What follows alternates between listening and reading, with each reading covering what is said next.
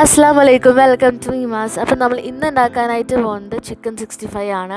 അതിന് വേണ്ടിയിട്ട് ചിക്കനിലോട്ട് നമ്മൾ ചേർക്കുന്നത് മുളക് പൊടി, പിന്നെ നമ്മുടെ ഗരം മസാല, അതുപോലെ തന്നെ ലേശം മാത്രം മഞ്ഞൾപ്പൊടി ചേർക്കുക. അതിന് ശേഷം നമ്മൾ മല്ലിപ്പൊടി ചേർക്കണം. പിന്നീട് നമ്മൾ ഇഞ്ചി വെളുത്തുള്ളി പേസ്റ്റും കൂടി ചേർക്കുക. അതിന് ശേഷം നമ്മൾ പെരിഞ്ജീരക പൊടി ചേർക്കണം. പെരിഞ്ജീരക പൊടി ചേർത്ത ശേഷം നമ്മൾ ആവശ്യത്തിനുള്ള ഉപ്പും ചേർക്കുക. എന്നിട്ട് നമ്മൾ ഇതിലോട്ട് ഒരു കോഴിമുട്ടയും കൂടി പൊടിച്ചൊഴിക്കുക. ഇവിടെ നമുക്ക് തൈര് ഉണ്ടെങ്കിൽ തൈര് ചേർക്കുന്നതാണ് ഏറ്റവും നല്ലത്. എൻ്റെ ഇതിലോട്ട് തൈര് ഇല്ലാത്തതുകൊണ്ടാണ് ഞാൻ അതിന് പകരമായിട്ടാണ് നമ്മൾ കോഴിമുട്ട ചേർക്കുന്നത്. എന്നിട്ട് നമ്മുടെ ചിക്കനിലുള്ള കുറച്ച് ക്രിസ്പിനെസ്സിന് വേണ്ടിയിട്ട് നമ്മൾ കോൺഫ്ലവറും അതേപോലെ തന്നെ അരിപ്പൊടിയും ചേർക്കാം. ഇതെല്ലാം ചേർത്ത ശേഷം നല്ലോണം ഇതിനെ ചിക്കനിലോട്ട് മസാല തേച്ച് പിടിപ്പിക്കാം. എന്നിട്ട് നമ്മളിതിനെ 1 മണിക്കൂർ നമ്മൾ മാരിനേറ്റ് ചെയ്യാൻ വേണ്ടി വെക്കണം.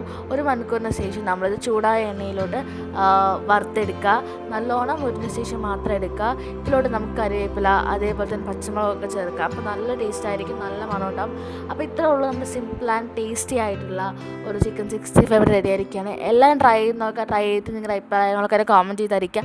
സോ അപ്പോൾ അത്ര വീഡിയോ നെക്സ്റ്റ് വീട്ടിൽ കാണാൻ. See U.